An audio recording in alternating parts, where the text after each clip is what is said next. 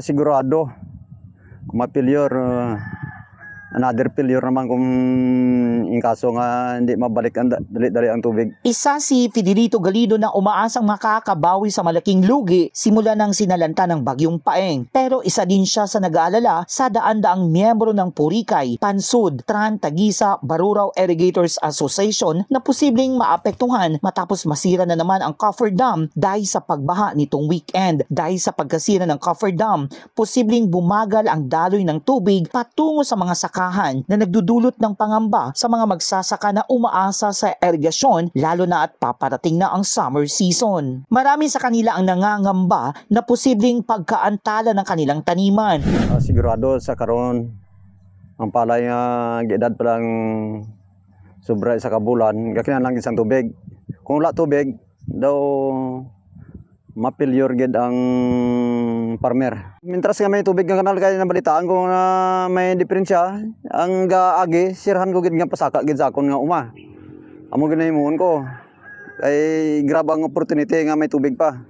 Ang pataba aktibo man kay ara man ang bako. Ngunit agad namang nilinaw ni Pataba IA President Larry Castumayor na walang dapat ipangamba ang kanilang mga miyembro. Ang aton nga gihimo naton nga temporary kuan nga gipunong naton nga giyan kabaha yan.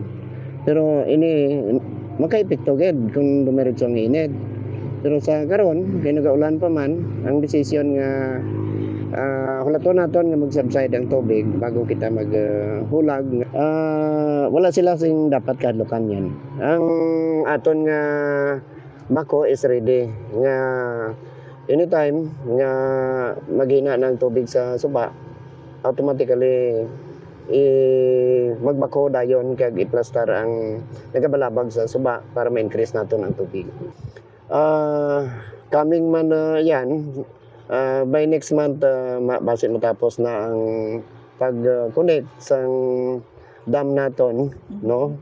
Nga ginatawag naton nga first intake sang lirip that will connect Pataba.